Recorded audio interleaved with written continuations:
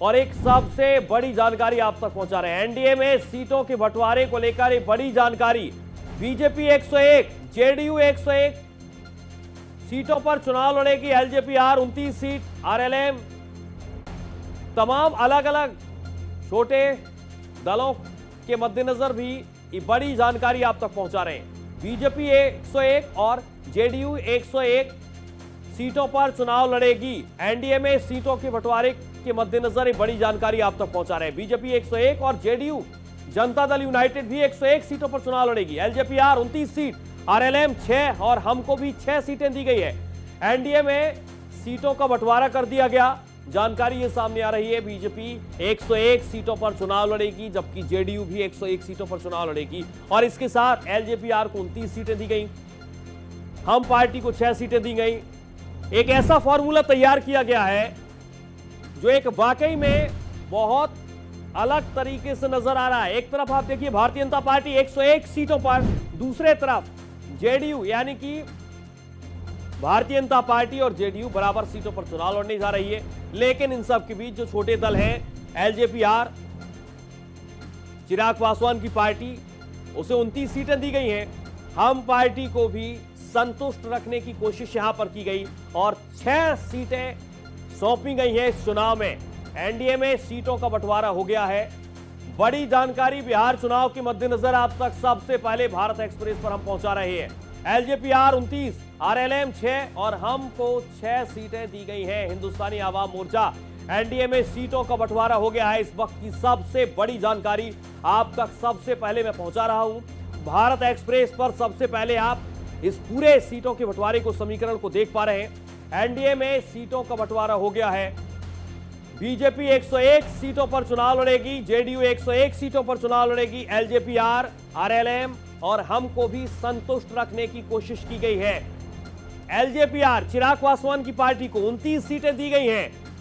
सबसे ज्यादा चर्चा चिराग पासवान की पार्टी की थी। और इसके अलावा आरएलएम उपेंद्र कुशवाहा की पार्टी, दूसरे तरफ हिंदुस्तान आवाम मोर्चा जीतन राम मांझी को भी काफी खुश करने की कोशिश की गई, 6 सीटें उन्हें दी गई। एनडीए में सीटों का बंटवारा हो गया है।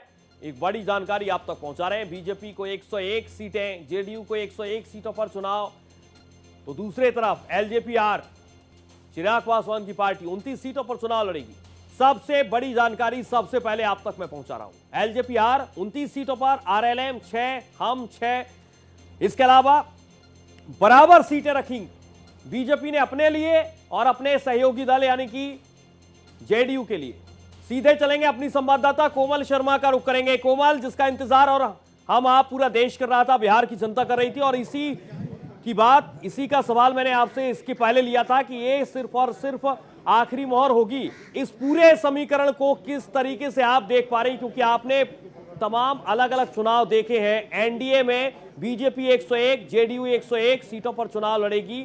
तमाम छोटे दल एलजेपीआर, आरएलएम और हमको भी संतुष्ट करने की कहीं ना कहीं कोशिश की गई है।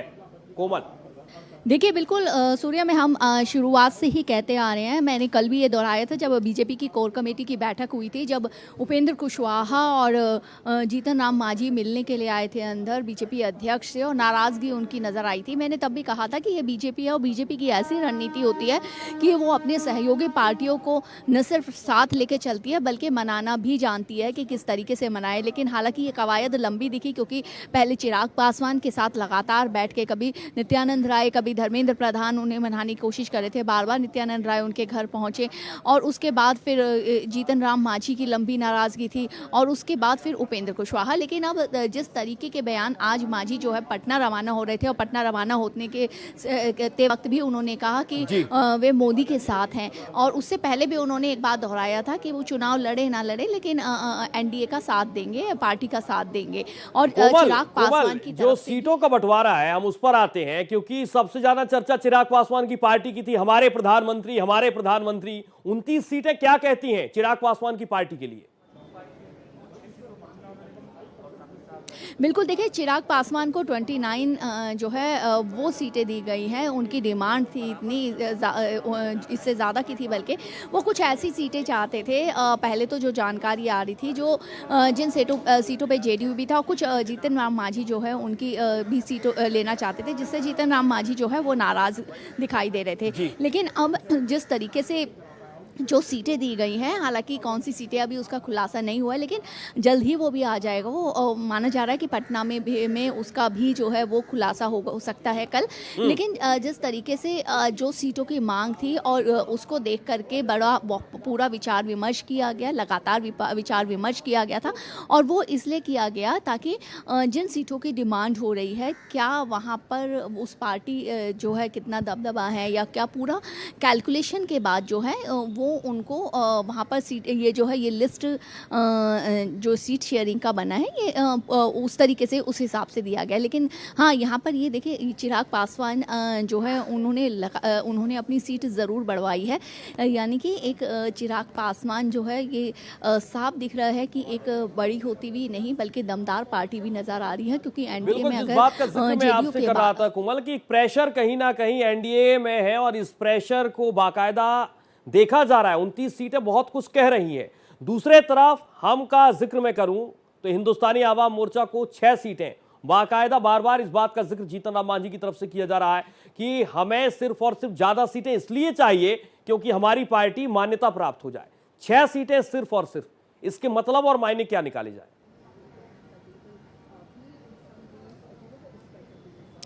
बिल्कुल, जीतन राम मांझी जो है वो लगातार ये कह रहे थे उनको ज़्यादा सीटें इसलिए चाहिए क्योंकि उनका सिंबल जो है उसको मान्यता प्राप्त हो जाए और उनका कुछ सीटों पर जो है वो दबदबा है। लेकिन जीतन राम मांझी की अगर हम पिछले विधानसभा चुनाव की देखें तो उनकी जितनी सीटें दी गई थी और जितनी सीटों पर उन्होंने अपना कब्जा जमाया, उसको देखते हुए शायद पार्टी को उनकी बात जो है वो जायज़ नहीं लगी, इसलिए 6 सीटों पर ही उनको सिमटा दिया गया है। हालांकि उनकी डिमांड जो है ज़्यादा थी और इससे पहले खबर आ रही थी कि 6 से ज़्यादा मिल सकती है।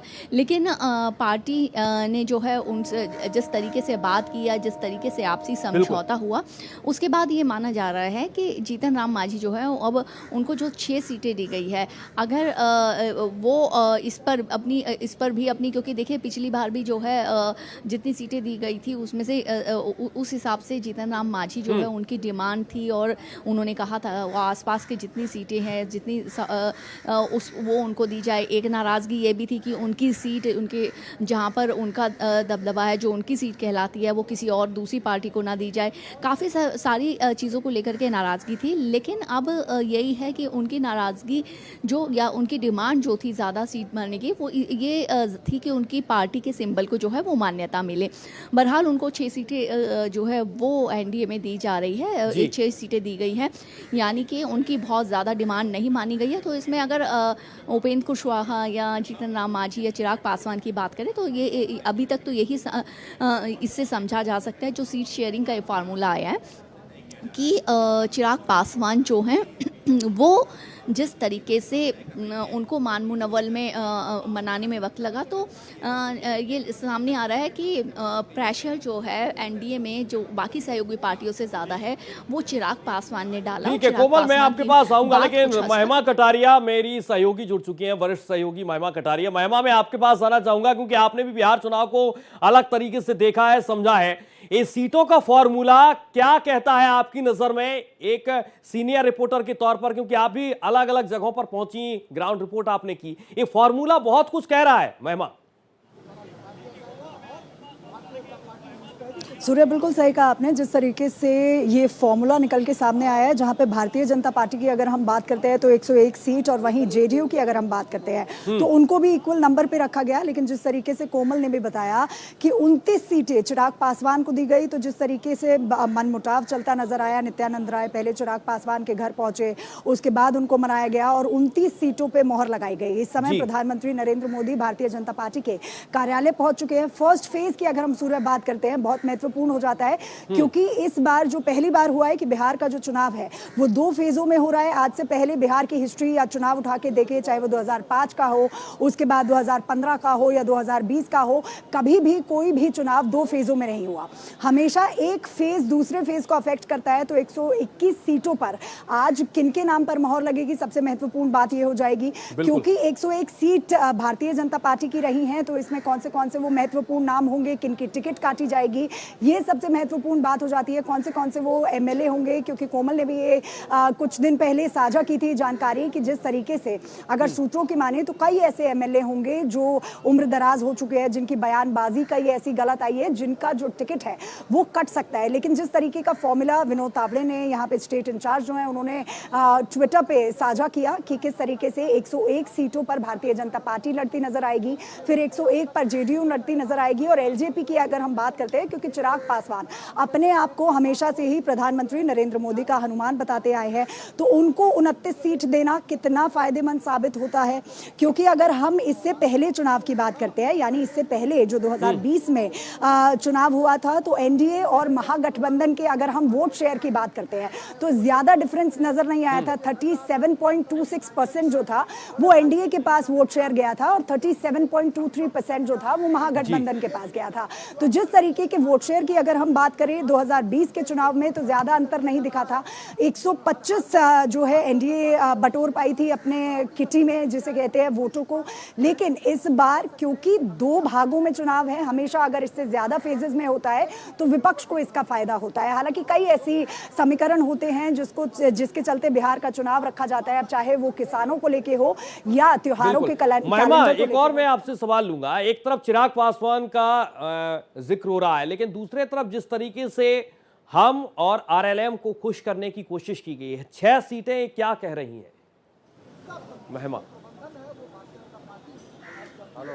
देखिए, बिल्कुल सही कहा आपने। जीतन राम मांझी की अगर हम बात करते हैं तो कल भी वो भारतीय जनता पार्टी के अध्यक्ष के आवास पर पहुंचे थे, जहां पर सीट की डिमांड जो है, जिस तरीके से सूर्या कोमल भी बता रही थी कि जो सीट्स की डिमांड है वो हम पार्टी की तरफ से हमेशा से ज्यादा रही थी। लेकिन अगर पिछले चुनाव से देखा जाए तो जितनी सीटों पर उनको भारतीय जनता पार्टी के, अगर हम एनडीए के कुनबे के हिसाब से देखा जाए तो 6 सीट का आंकड़ा जो हम पार्टी को मिला है वो भारतीय जनता पार्टी के हिसाब से कहीं ना कहीं जो ये फॉर्मूला है उसमें फिट बैठता नजर आया। हालांकि सबसे ज्यादा जिसको सराहाया गया है वो चिराग पासवान है, क्योंकि 26 से 27 जो आंकड़ा आ रहा था वो चिराग पासवान की पार्टी के लिए आ रहा था कि एलजेपी को सिर्फ 26 से 27 सीटें मिलेंगी, लेकिन 29 सीट पर चिराग पासवान माने हैं। और खुद अगर आप देखेंगे तो भारतीय जनता पार्टी और जेडीयू दोनों ही इक्वल नंबर्स पर लड़ते नजर आ रहे हैं। तो कहीं ना कहीं कई ऐसी बातों को विचार विमर्श किया गया होगा। बहरहाल क्योंकि फर्स्ट फेज बहुत महत्वपूर्ण हो जाता है, 101 सीटों की बात है, तो किन किन नामों पे अब मोहर लगेगी, इसके लिए प्रधानमंत्री नरेंद्र मोदी सीईसी की जो बैठक है वो चेयर करते नजर आएंगे। जी सूर्य, बिल्कुल है, बहुत महत्वपूर्ण और बहुत बड़ी खबर अपने दर्शकों तक पहुंचा रहे हैं। एलजेपीआर 29 सीटें और एक प्रेशर, जिस बात का जिक्र यहां पर महिमा भी कर रही थी और हमारी सहयोगी कोमल का भी यही कहना था कि प्रेशर बनाने की कोशिश थी, लेकिन ये बेहद महत्वपूर्ण है। अगर एलजेपीआर यानी कि चिराग पासवान की पार्टी को 29 सीटें दी गई हैं तो ये किस तरीके से, इसका क्या असर बिहार में पड़ेगा, क्योंकि ये चुनाव बहुत कुछ कह रहा है। ये चुनाव ये भी कह रहा है कि जाति एक तरफ, प्रधानमंत्री मोदी की साख एक तरफ, चिराग पासवान की मेहनत दूसरे तरफ। एक और सवाल मेरा महिमा आपसे रहेगा, जिस तरीके से उपेंद्र कुशवाहा ने भी ये कहा था कि नहीं आपके पाले में गेंद है, वो फ्रंट पर आकर आरएलएम सीटें नहीं मांग रही थी जिस तरीके से जीतन राम मांझी और एलजेपीआर मांग रहे थे, इसके मतलब और मायने क्या निकाले जाए? उपेंद्र कुशवाहा अपने आप को सेफ मानकर चल रहे थे एनडीए?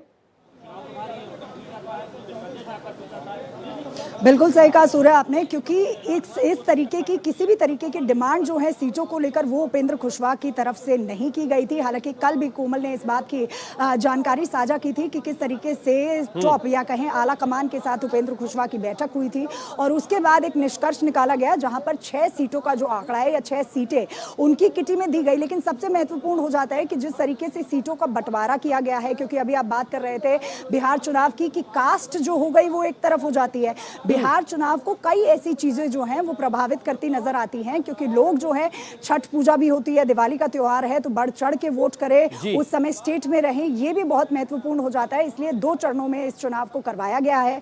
तो बहुत सारी चीजें जो होती है, क्योंकि पहले नक्सल प्रभावित क्षेत्र हुआ करता था बिहार, अब नहीं है, अब चीजें बदली हैं।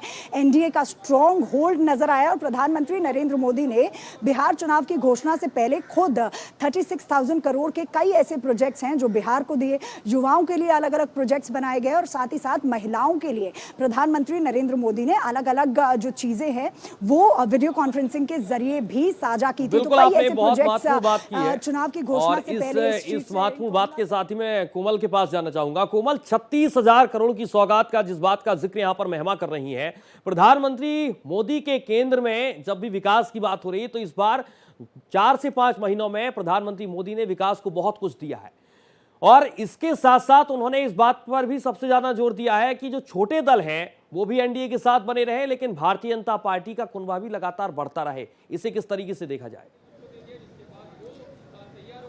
देखिए, सबसे पहले तो सूर्य इसको देखिए, जो अभी सीट शेयरिंग का आया उसमें सीट शेयरिंग को किस तरीके से जेडीयू को भी अपने बराबर जो है दिखाया है कि छोटा बड़ा जो है उसका एक गैप नहीं दिखाया गया कि हाँ बीजेपी बड़ी पार्टी है या जेडीयू जो है वो बड़ी पार्टी नहीं है। और एक मतलब कि समानता को लेकर के चले हैं। दूसरी चीज़ है कि प्रधानमंत्री नरेंद्र मोदी, आपको याद होगा जब विधानसभा चुनाव दिल्ली में थे तब भी उन्होंने कहा था और बार बार दोहराया था, डबल इंजन की सरकार होगी तो उस राज्य का विकास ज्यादा होगा। बिहार में भी इसीलिए बार बार विकास की बयार जो है वो प्रधानमंत्री नरेंद्र मोदी ने लगाई। बार बार आपने देखा कि पिछले महीने लगातार प्रधानमंत्री नरेंद्र मोदी के दौरे हुए और किस तरीके से लगातार वहां विकास लगातार की सौगातें लगातार देते रहे। उसका सबसे बड़ा कारण यही है कि एक संदेश जो है केंद्र की तरफ से जाता है कि अगर डबल इंजन की सरकार होगी तो विकास और ज़्यादा तेज़ होगा। एक कम्युनिकेशन जो होता है वो भी होता है साथ में और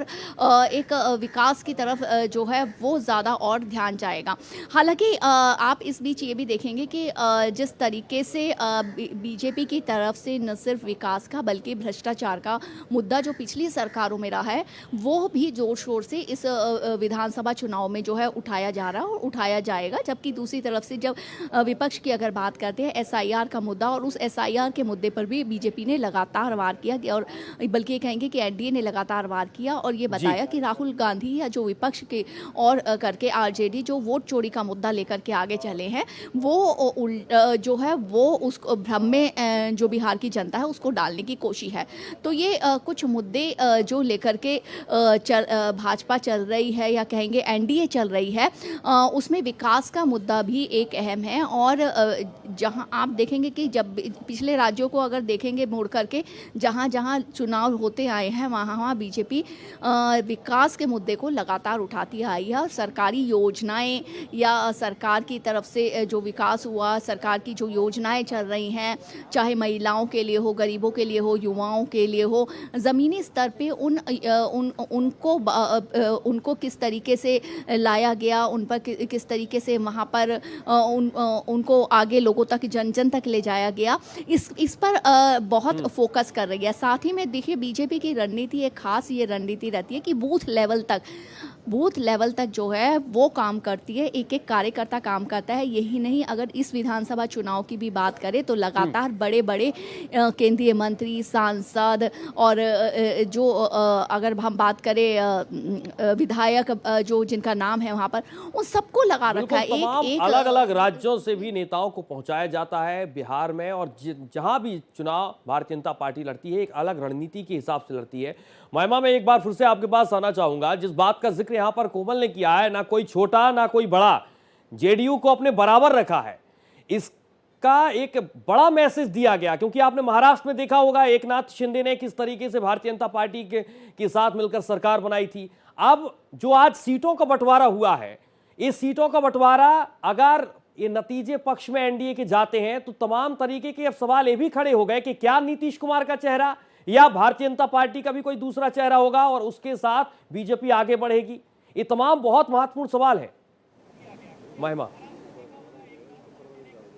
सूर्य, बिल्कुल सही कहा आपने। आपके सवाल से पहले सबसे एक महत्वपूर्ण जानकारी हम अपने दर्शकों के साथ साझा कर देते हैं, क्योंकि कोमल ने बूथ की बात की कि ग्राउंड पर बूथ मजबूत होना चाहिए। तो 15 अक्टूबर को प्रधानमंत्री नरेंद्र मोदी अपने कार्यकर्ताओं से बात करेंगे, यानी मेरा बूथ सबसे मजबूत जो कार्यक्रम होगा उसमें संबोधित करते नजर आएंगे प्रधानमंत्री नरेंद्र मोदी। 15 अक्टूबर वो दिया गया है, समय दिया गया है जब अपने कार्यकर्ताओं को प्रोत्साहित करते नजर आएंगे प्रधानमंत्री। लेकिन सबसे महत्वपूर्ण बात, क्योंकि आपने सीट शेयरिंग फॉर्मूला की बात की कि 101 किस तरीके से इसको आंक सकते हैं कि दोनों ही, क्या ये जेडीयू का चेहरा यानी नीतीश कुमार का चेहरा होगा या एनडीए की मजबूती। क्योंकि प्रधानमंत्री के भाषण में आपने देखा होगा हमेशा से ही विकसित भारत की प्रधानमंत्री ने बात की, विकास की बात की, और जिस तरीके से डबल इंजन की सरकार काम करती आई है और जितनी परियोजनाओं के बारे में प्रधानमंत्री नरेंद्र मोदी ने डिस्कशन किया, तो उसमें 36,000 करोड़ की योजनाओं को नीतीश कुमार के जरिए भी दिया गया। यानी नीतीश कुमार फेस तो रहेंगे बिहार इलेक्शन का, इसमें यह कहना गलत नहीं होगा, लेकिन दोनों को ही सेम नंबर्स पर आंकना, क्योंकि पिछले चुनाव की अगर हम बात करते हैं इस बार मेहनत करती हुई भारतीय जनता पार्टी जरूर नजर आएगी, क्योंकि ज्यादा डिफरेंस जो था महागठबंधन के वोट शेयर में और एनडीए के वोट शेयर में वो ज्यादा नहीं था। लगातार हम अपने दर्शकों को बता रहे हैं कि 37.26% वोट शेयर जो था वो पिछले चुनाव में एनडीए के किटी में आया था और 37.23% महागठबंधन का था। तो ज्यादा डिफरेंस ना तो इस बार कहीं ना कहीं एनडीए को ग्राउंड लेवल पर ज्यादा काम करते नजर आना है। टिकट का बंटवारा किस तरीके से किया जाएगा, कौन से ऐसे चेहरे होंगे, एंटी इनकम्बेंसी जिन चेहरों पर होगी उनको हटाना पड़ेगा। हालांकि 101 जेडीयू को तो देते नजर आए। तो एनडीए में सीट शेयरिंग का ऐलान हो गया, लेकिन इन सब के बीच राजनीतिक प्रतिक्रियाओं का दौर भी शुरू हो गया। जीतन राम मांझी को आप सुन रहे थे, उन्होंने कहा कि मुझे एक सीट दी गई थी तब भी मैं क्या नाराज था। उन्होंने एक अलग तरीके का सवाल कर दिया, जिसके साथ इन तमाम जो सवाल उठ रहे हैं उनका जवाब भी उन्होंने एक अलग अंदाज में दिया कि मुझे कैसे भी करके संतुष्ट करने की कोशिश की गई है और मैं शायद नाराज नहीं हूं। एक कहना है जीतन राम मांझी का। चिराग पासवान की पार्टी को 29 सीटें दी गई हैं। इसके अलावा हम पार्टी हिंदुस्तान आवाम मोर्चा यानी कि जीतन राम मांझी की पार्टी को 6 सीटें दी गई हैं। मांझी कुशवाहा, उपेंद्र कुशवाहा की पार्टी को 6 सीटें और बीजेपी 101 सीटों पर चुनाव लड़ेगी। जेडीयू 101 सीटों पर चुनाव लड़ेगी, आरएलएम 6। और एक बार फिर से अपनी संवाददाता कोमल का हम रुख करेंगे। कोमल, जीतन राम मांझी को अभी हम सुन रहे थे, उनका कुछ सेकंड की बात अगर हम गौर करें तो उनका ये मानना था कि मुझे एक सीट दी गई लोकसभा में, लेकिन फिर भी मैं क्या नाराज था। उन्होंने अपने आप में एक अलग अंदाज में सवाल कर दिया और ये सवाल भी उनका तमाम तरीके के सवालों का जवाब है शायद। देखिए सूर्या, ऐसे जब जीतन राम मांझी को वो एक लोकसभा सीट दी गई थी तो हमने जीतन राम मांझी से तब हम गए भी थे, उनका हमने इंटरव्यू जो है वो भी लिया था। थोड़े उससे पहले नाराज़ थे, लेकिन वो नाराज़गी एकदम से मिट गई। बहुत लंबी नाराज़गी वो लेके नहीं चले। देखिए एक तरह से आपको जिस तरीके से पिछली बार विधानसभा चुनाव की बात करें तो पिछले विधानसभा चुनाव में 7 सीटें जो है वो दी गई थी और उसमें सबसे ज़्यादा गया की सीटें थी। गया हम अभी जब प्रधानमंत्री नरेंद्र मोदी की रैली थी तब भी हम गए थे, वहाँ हमने देखा कि जीतन राम मांझी जो है वहाँ पर उनका अच्छा वोट बैंक है, अच्छे समर्थक है। लेकिन इस बार उनके उसमें से सिकंदरा जो इमामगंज और सिकंदराबाद की जो सीट है, सिकंदरा सीट जो है वो चिराग अपने लिए मांग रहे थे, जिससे जीतन राम मांझी जो है नाराज थे के कारण था। दूसरी चीज़ ये थी कि वो अपनी सीटों को बढ़वाना चाहते थे क्योंकि उनका पार्टी का सिंबल जो है वो मिले। लेकिन बीजेपी में आप या कहें कि प्रधानमंत्री नरेंद्र मोदी जो हैं या फिर कहें कि जो बीजेपी में चाणक्य हैं गृह मंत्री अमित शाह, वो एक तरह से ऐसे रखते हैं कि एक परिवार है, परिवार में अगर कोई एक रूठ भी जाता है तो उसको कैसे मनाया जा सकता है वो अच्छी तरह जानते हैं और उसकी कवायद में लग जाते हैं, न कि नाराज़ होकर जाने देते हैं। पहली कोशिश यही रहती है कि उनको मनाया जाए। तो ये ठीक उसी तरह से अभी जैसे जीतन राम मांझी या उपेंद्र कुशवाहा का दिखाई दिया, वो ऐसे ही दिखाई दिया कि परिवार में कोई एक बच्चा है छोटा और उसको उसके मतलब की चीज़ नहीं मिल रही, तो थोड़ी चीज़ दे करके कि कोई बात नहीं, अब आप अपने काम पे लग जाओ, अपने काम को जो है आप अच्छा बेहतर बनाओ। तो जीतन राम मांझी के बयान से यही दिखाई दिया। और जीतन राम मांझी ने ये नहीं है, नाराज़गी उनकी बनी हुई थी तब भी उन्होंने इस बार की बात नहीं, अभी जब पटना जाए थे उससे पहले भी पटना में उन्होंने ये बाइट दी थी कि वो एनडीए से चुनाव लड़े ना लड़े लेकिन हमेशा समर्थन जो है वो एनडीए का करेंगे और प्रधानमंत्री नरेंद्र मोदी का करेंगे। तो ये बयान उनका कभी बदला नहीं। इसका मतलब कि नाराज़गी ज़रूर थी, लेकिन समर्थन जो है, ये बड़ी बात है, समर्थन हमेशा साथ जो है वो बना रहा। और यही एक विश्वास की बात होती है, यही विश्वास और यही बीजेपी की रणनीति है कि किस तरह से अपनी सहयोगी पार्टियों को जो है वो साथ लेकर के चल रही है। और इसी आधार पर अब ये सीट शेयरिंग का जो फार्मूला है वो सामने आया है, जहाँ पर चिराग जो है वो अपनी सीट थोड़ी बढ़वा सके हैं, लेकिन जीतन राम मांझी जो है वो छः पे सिमट गए हैं, और उपेंद्र कुशवाहा जो है उनकी पार्टी को भी 6 पे सिमट गया है। लेकिन अब देखना यह है कि जो सीटें जैसे यहाँ पर सीईसी चल रही है, उस सीईसी में जो बीजेपी है या जेडीयू है वो किन उम्मीदवारों को और किस हिसाब से, किस फार्मूले से उन सीटों को, जो सीटें उनके पार्टियों के हिस्से में आई है, किस तरीके से उन पर ये सभी पार्टियां उम्मीदवार उतारेगी, उम्मीदवारों के नाम का चयन करेगी। जी बिल्कुल कोमल, जो आप जवाब दे रही हैं तो महिमा यहाँ पर मुस्कुरा रही हैं कि किस तरीके से मनाया गया। महिमा, शायद रसमलाई की मांग की गई, गुलाब जामुन की मांग की गई जीतन राम मांझी की तरफ से, और लड्डू देकर भारतीय जनता पार्टी ने मना लिया, मैं तो यही कहूंगा। सूर्य, बिल्कुल सही कहा आपने, क्योंकि जिस तरीके से कोमल ने भी इस बात को साझा किया कि क्योंकि बयान भी हम अभी जीतन राम मांझी का सुन रहे थे कि जब मुझे एक सीट दी गई थी तो मैं कौन सा खफा था। तो अभी इस अगर हम बात करते हैं इस बार सीट शेयरिंग फॉर्मूला की, तो 6 सीटें देके कहीं ना कहीं मनाए जाने की कोशिश तो जीतन राम मांझी को की गई है कि अभी आप 6 सीटों से काम चलाइए और उसके बाद देखते हैं। क्योंकि इस बार बिहार में, क्योंकि हम लगातार मुद्दों की बात कर रहे थे, तो विपक्ष ने इस बार SIR का मुद्दा उठाया, वोट चोरी का मुद्दा उठाया, तो कौन सा मुद्दा भारी पड़ता है? क्योंकि जहां पर एक तरफ प्रधानमंत्री नरेंद्र मोदी की अगर हम बात करते हैं तो विकास कार्यों को लेकर आगे बढ़ते नजर आ रहे हैं, डबल इंजन की सरकार के बारे में हम बात करते नजर आ रहे हैं कि किस तरीके से जब RJD की सरकार थी या महागठबंधन जब आया तो किस तरीके से लोगों को डिप्राइव रखा गया था, इंफ्रास्ट्रक्चर बिल्डअप नहीं हो पाया था। तो तमाम मुद्दे जो है भारतीय जनता पार्टी की तरफ से आए। लेकिन इस बार बिहार चुनाव की अगर हम बात करते हैं तो बूथ कार्डर जिसका मजबूत होगा, क्योंकि 2 चरण में चुनाव है, 2 ही फेज में चुनाव नजर आ रहे हैं इस बार, 6 फेजेस या 5 फेजेस में चुनाव नहीं है, तो 2 फेजेस की अगर हम बात करते हैं तो जिसका भी बूथ कार्डर मजबूत होगा उसका पलड़ा भारी जरूर नजर आएगा। और जब हम NDA की बात करते हैं या भारतीय जनता पार्टी की बात करते हैं तो कहना गलत नहीं होगा कि बूथ कार्डर जो है वो बहुत ही ज्यादा मजबूत है। और 15 अक्टूबर को खुद प्रधानमंत्री नरेंद्र मोदी जो कार्यकर्ता है उनसे बात करते नजर आएंगे। मेरा बूथ सबसे मजबूत एक मुहिम जो भारतीय जनता पार्टी की नजर आती है वो दिखाई भी देगी।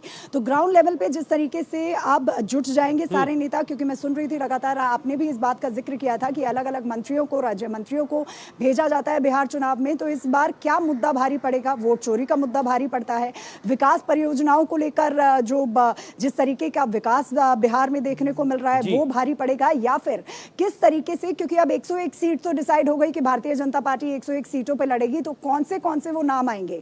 क्योंकि सूत्रों की माने तो 80 टिकटों में से 21 सीटें ऐसी कही जा रही थी जिनकी टिकट कटती नजर आ रही है, यानी कई ऐसे MLA हैं जिनका नाम जो है 80 सीटों में से कई ऐसे MLA होंगे जिनका नाम जो है वो कटता नजर आएगा। तो कौन सी महत्वपूर्ण सीट किसको मिलेगी ये भी देखना लाजमी होगा। कई ऐसे मुद्दे होंगे जिन पर खुद प्रधानमंत्री नरेंद्र मोदी चर्चा करते नजर आएंगे, क्योंकि कई 101 ऐसे नाम हैं जो प्रधानमंत्री के समक्ष रखे जाएंगे, क्योंकि हेड कर रहे हैं CEC की बैठक को प्रधानमंत्री। तो तमाम बातें इस बार देखने को मिलेंगी।